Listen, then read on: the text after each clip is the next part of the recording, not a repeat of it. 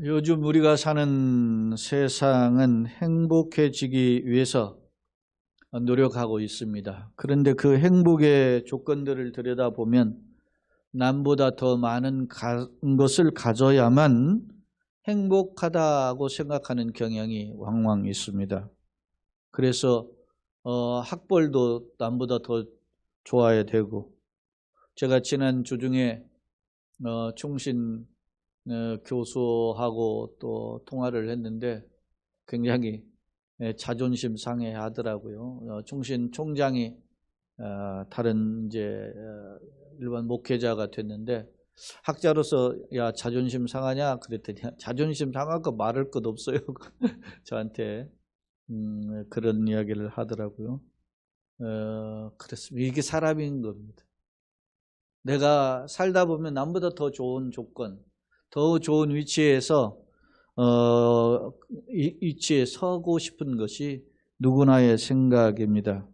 그래서 똑같은 외형이지만 외모도 신경을 쓰는 겁니다. 더 예쁘게 보기 위해서, 더 나이가 젊게 보이기 위해서, 더 아름답게 보이기 위해서 애를 쓰고 거기에 투자를 하는 것입니다. 또 어떤 사람은 그런 일들이 다 근저에는 재물이기 때문에 돈을 더 많이 소유해 행복할 수 있다라고 해서 돈 하는 것이 사실입니다. 사랑하는 여러분, 여러분은 어떤 삶을 추구하고 계십니까? 여러분은 남보다 더 갖지 못한 것 때문에 열등의식이나 그것 때문에 낙심하고 계시지는 않습니까? 혹은 더 많은 것을 소유하기 위해서 어떤 인생의 우선순위를 제쳐놓고 동분서주하지는 않습니까? 오늘 우리가 누가복음 19장 1절로 10절의 말씀을 읽었는데요. 누가복음 19장 1절로 10절은 더 많은 것을 소유해야 진정한 행복이다라는 생각을 무너뜨리는 참된 행복의 비결을 말씀하고 있습니다. 먼저 누가복음 19장을 살펴보기 위해서 오늘 본문의 배경을 좀 이해할 필요가 있습니다. 왜냐하면 오늘 저는 제목을 부자는 어떻게 천국에 갈 수 있을까라고 이야기하고 있는데요. 부자가 천국을 소유하는 비결을 오늘 예수님의 교훈을 통해서 살펴볼 수 있는데, 그 이전에 이런 말씀이 주어진 배경이 있다라는 겁니다. 그 배경은 18장에서 살펴볼 수 있는데, 먼저 누가복음 18장 18절에 보면 어떤 부자 관리예요. 이 사람은 관리이면서도 돈이 많은 사람인데 예수님께 찾아와서 이렇게 묻습니다. 선한 선생님이여, 무엇을 하여야 영생을 얻을 수 있습니까? 라고 묻는 겁니다. 무엇을 하여야, 어떤 행위, 어떤 노력의 결과에 따라서 영생을 얻을 수 있다라고 이 사람은 평생 살아왔습니다. 관원이기 때문에 지도자입니다. 부자이기 때문에 사람들이 존경하는 사람이었습니다. 이에 대해서 20절에 예수님은 대답합니다. 네가 계명을 아는데 간음하지 말라, 살인하지 말라, 도둑질하지 말라, 거짓 증언하지 말라, 내 부모를 공경하라. 이것은 10계명의 말씀들을 인용하고 있습니다. 이렇게 이걸 다 지켜라 이렇게 말씀하고 있어요. 그러자 이 부자 관리가 이건 제가 어렸을 때부터 다 지킨 건데요 이렇게 이야기합니다. 그러자 22절에서 예수님이 너에게 아직 한 가지 부족한 것이 있다라고 이야기하면서 그 한 가지 부족한 게 뭐냐 하면 네게 있는 것을 다 팔아 가난한 자들에게 나눠주라. 그리하면 하늘에서 네게 보화가 있으리라. 그리고 난 뒤에 나를 따라라. 내 제자가 되라. 이렇게 명령하셨습니다. 그러자 문제는 23절에 이런 예수님의 말씀에 대한 이 부자 관리의 반응입니다. 같이 한번 읽어봅시다. 시작. 그 사람이 큰 부자이므로 이 말씀을 듣고 심히 근심하더라 그랬습니다.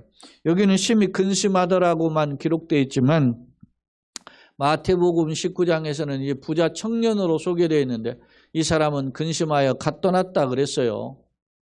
예수님을 따르면서 예수님의 제자가 되려고 왔다가 자기가 너는 그 돈을 다 가난한 자들에게 나눠주고 나를 쫓아라 그러니까 근심해서 예수님의 제자가 되지 못하고 뒷걸음질 치고 말았음을 알 수 있습니다.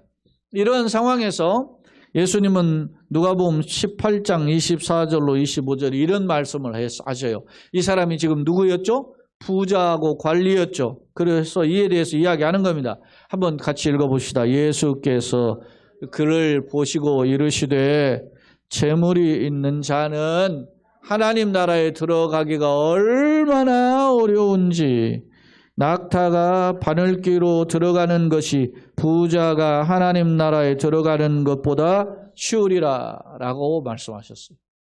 예? 낙타가 바늘귀로 들어갈 수 있습니까? 못 들어가죠. 뭐 손가락도 안 들어가는데 낙타가 어떻게 들어가겠어요?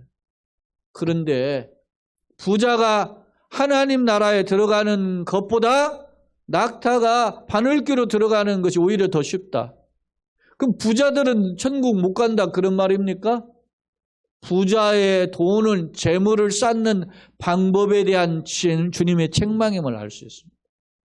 이 사람은 돈을 하지 않으면 돈을 못 벌지요. 여러분 눈 깜짝깜했는데 돈 벌지를 못해요. 예?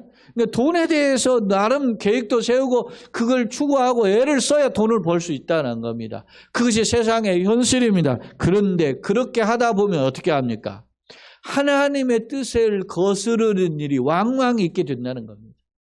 그렇기 때문에 돈은 벌었을지 몰라도 하나님의 뜻에 반대되는 삶으로 인해서 하나님의 책망을 받게 되는 것이 나타날 수 있음을 경고한 말씀입니다. 그래서 고민인 겁니다. 여러분 부자 되어야죠?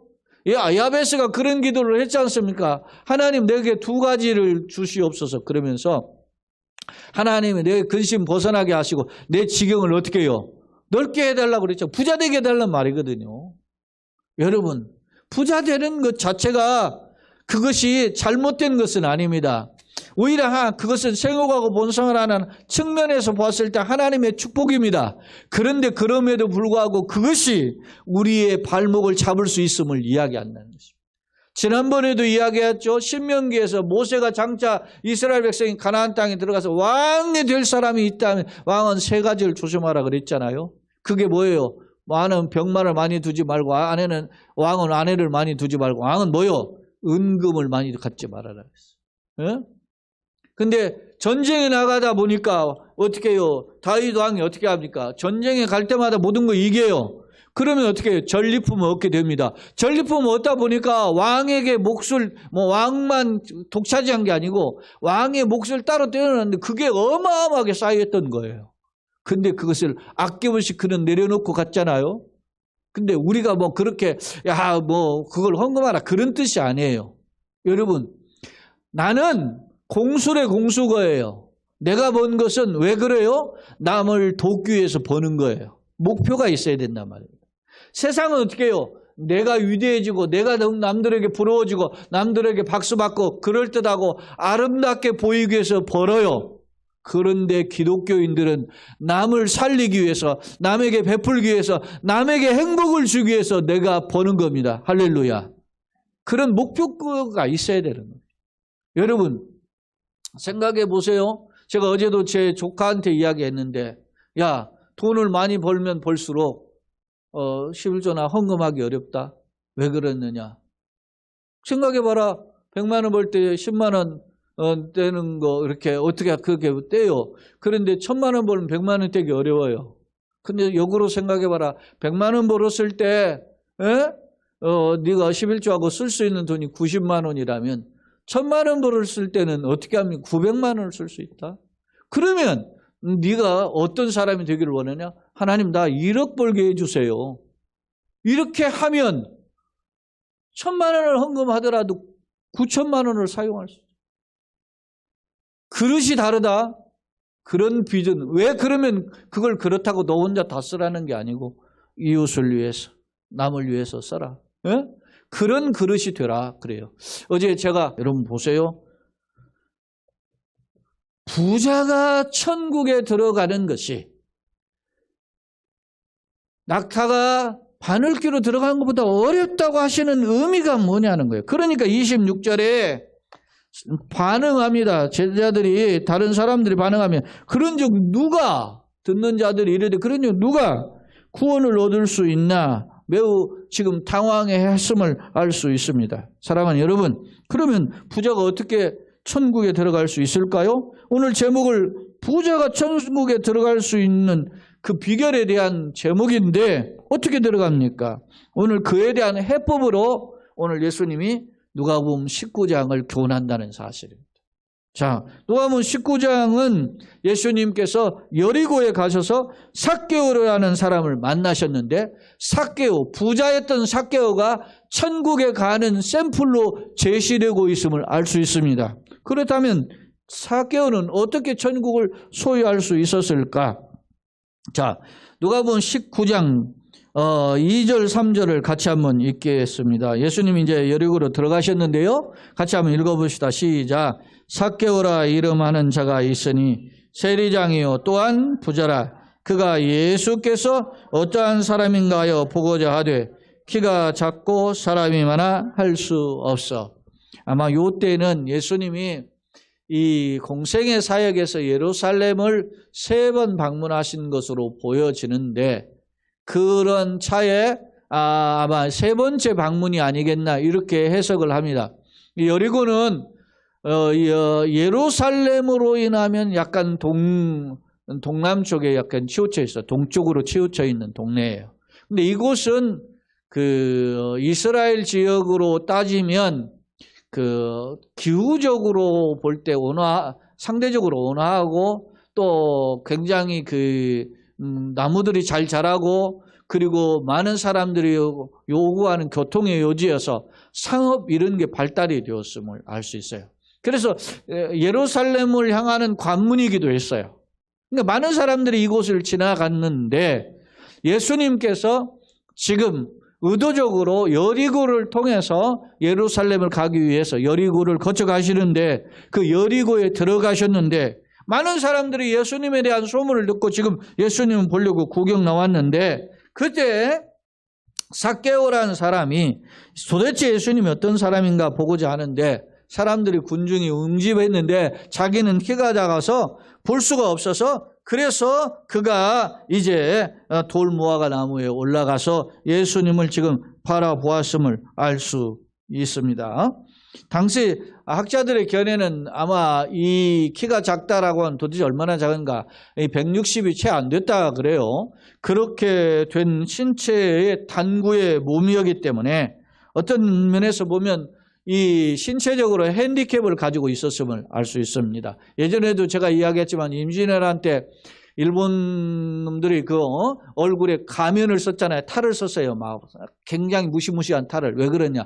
키는 작으니까 자기네들에게 위협감을 보여주기 위해서 탈을 다 쓴 거예요. 그렇게 하고 아주 그 폐역질을 했단 말입니다. 사람이 잘못을 할 때 누군가 자기를 타들면 섬뜩하잖아요. 근데 어떻게 해요? 마스크를 쓰고 뭔가를 딱 쓰면 좀 용기가 생기잖아요. 그런 의도도 있다는 거예요. 그러니까 자기의 어떤 핸디캡을 캄프라치하기 위해서 가면을 썼던 것입니다. 마찬가지로 여러분 제가 얼마 전에 소개했죠? 러시아의 대통령 푸틴이 키가 작은데 사람들 젊은이들 청년들과 함께 단체 사진을 찍는데 키가 작다고 말이 보니까 신발을 막 구두굽을 높여가지고 키 높이 구두를 신었다. 일국의 대통령, 세계를 말이야 떵떵거리는 대통령 아닙니까? 그런 자도 키가 작은 거에 핸디캡을 가지고 있다는 거예요. 아마 이 삭개오 역시 이런 키가 작음에 대한 신체적 열등을 가지고 있었음을 엿볼 수 있다는 것. 또 하나는 삭개오가 당시 여리고의 세리장이었어요. 세리장이었다면 부자였습니다. 당시 여러분요 예수님 시대에 죄인을 대표하는 사람이 둘로 거명이 돼요. 물론 여러 사람이 있는데 대표적인 죄인 누구냐면 하나는 창녀와 하나는 세리예요.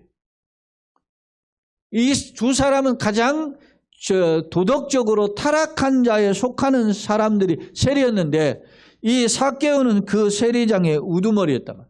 여리고가 종려의 성읍으로 알려져 있어요. 종려의 성읍, 여리고의 뜻이. 근데 이게 이 종려 성읍인데 이게 종려나무가 거기에 맞아 우리 흔히 말하는 대취하자이거든요. 지금도 여리고에 가면 관광객들이 여리고에 가면 대취하자가 예전에 제가 한번 다녀와서 여러분들에게 하나씩 뭐 드린 게 있는데 이 우리 일반 큰 그 뭡니까 거봉이 한 2~3배 커요. 근데 이게 어마어마하게 달아요. 그러니까 막 이 사람들은 대추에다 음식무게 이렇게 집자가지고 넣어가지고 그렇게 해서 단 그렇게 먹고 하는데 그런 풍요의 도시였단 말이에요. 그러니까 상업도 발달되고 세금도 많이 걷겠죠. 근데 일반 세금을 걷는 사람은 갓바이고 통관세, 관세에서 무역을 하는 사람한테는 걷는 세금은 더 많죠. 이것은 모케스인데 당시 이 삭개오는 이 모케스의 장이었단 말입니다. 그러니까 돈을 막 긁은 거예요. 그래서 예를 들어서 뭐 10만 원만 걷어야 되는데 15만 원, 20만 원 걷어가지고 지 일종의 삥을 치는 거죠. 그리고 노마의 관리한테 상납하고 그러니까 당시 이스라엘 사람들이 생각할 때 어떻게 해요? 이 세리는 매국노란 말입니다. 국민들의 몸을 쥐어짜가지고 로마한테 바치니까 그러니까 매국노죠. 로마의 앞잡이고 우리로 말하면 막 일제시대 일제 앞잡이고 친일파에 해당하는 그런 사람이 바로 이 삭개오가 하는 일이었단 말입니다. 여러분 보세요. 삭개오는 신체적으로 핸디캡을 가지고 있었습니다. 그리고 세상적인 사회적인 삶에 보면 어떻게 도덕적으로 타락한 삶입니다. 돈이면 물불을 안 가리는 이런 매국노였단 말입니다. 바로 이러한 사람인데 그런데 놀라운 것은 이 삭개오라는 사람의 이름의 뜻이 의로운 자라는 거예요. 삭개오가 의로운다. 여러분 자기는 남 등쳐먹고 돈 벌기를 위해서 애쓰는데 이름은 부모님이 져줬는데 그게 뭐예요? 의로운 사람. 그래서 고민을 했던 것이 사실입니다. 남들이 앞에서 하고서 뒤통수 돌아서서 저 자식 아주 매국노 같은 놈이야. 왜? 앞에는 왜 그렇습니까? 세금을 조금이라도 감면받으려고 그렇게 일종의 세상으로 말해 아부하는 거죠. 아첨하죠. 알랑말귀를 했단 말입니다.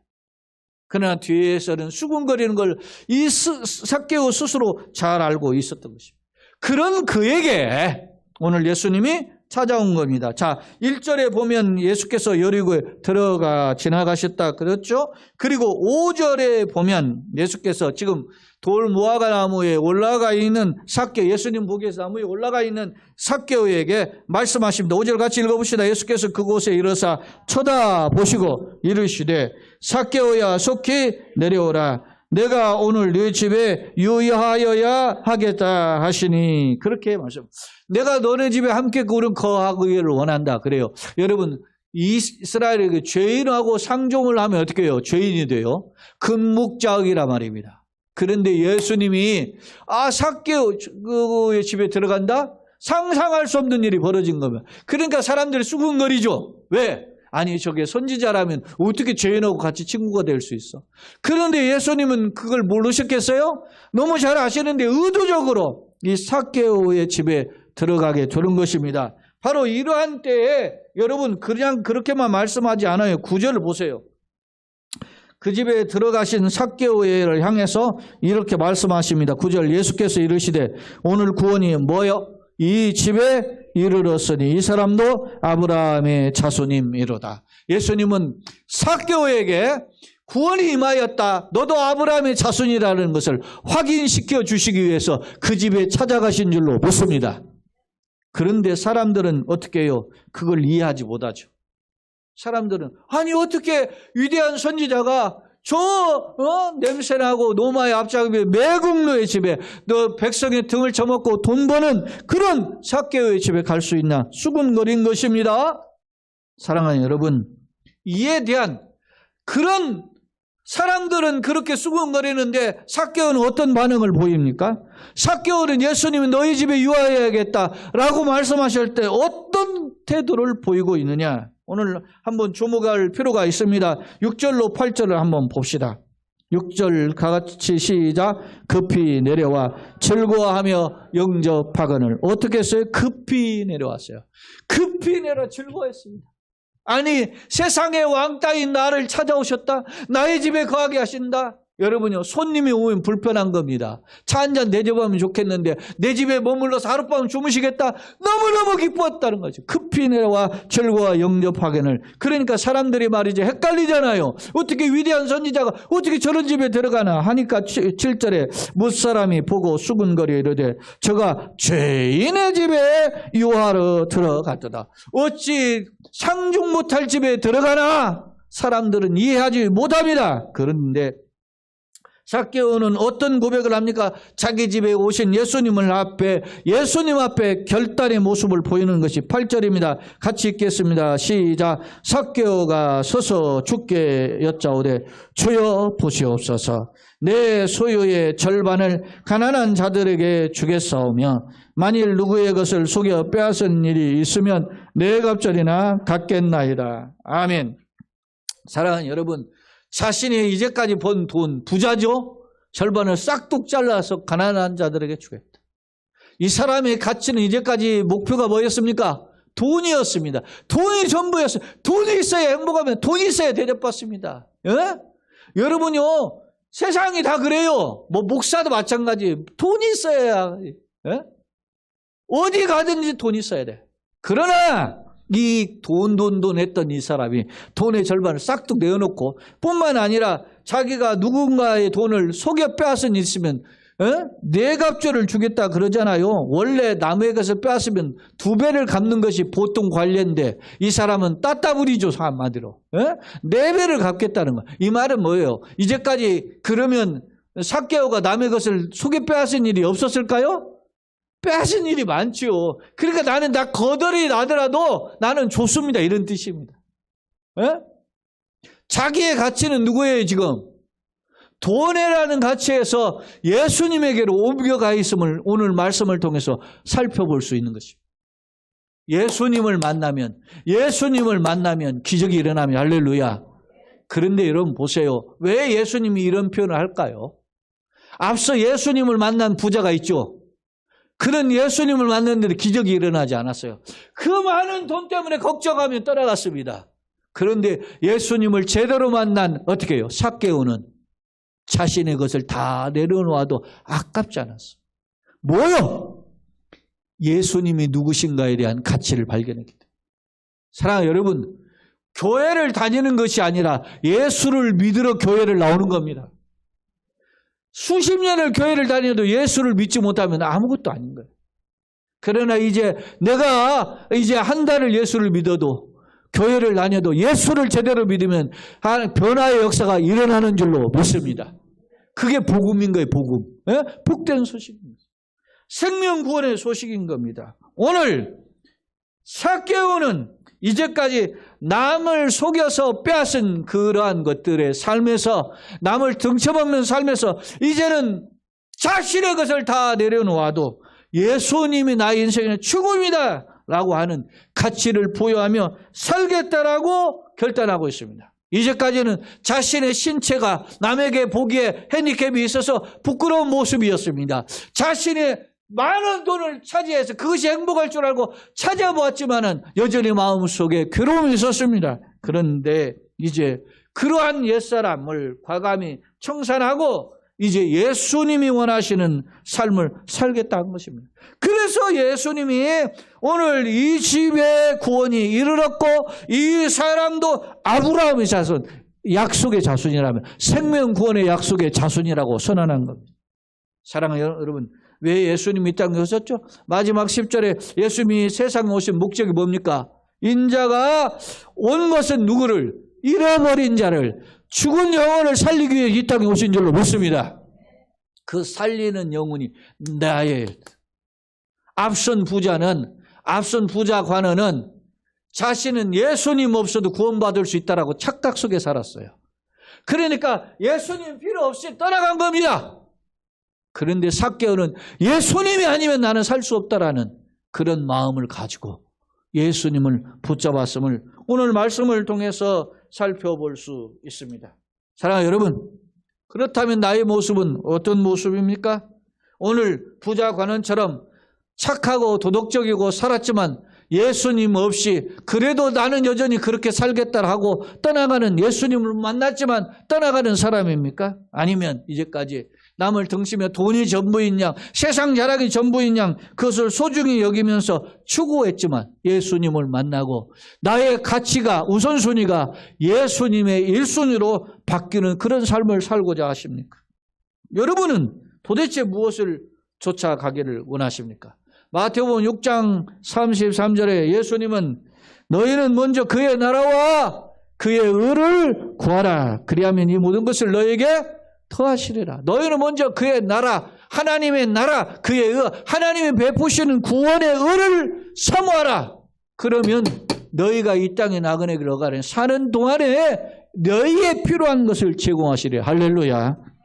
그렇습니다. 우리의 삶의 우선순위가 무엇인지를 성경은 엄밀히 교훈하고 있고 예수님의 가르침과 삭개오의 구원을 통해서 교훈해 주고 있습니다. 사랑하는 성도 여러분, 예전에도 제가 그리스 신화의 마이더스라고 하는 마이더스 신화를 이야기한 적이 있었죠.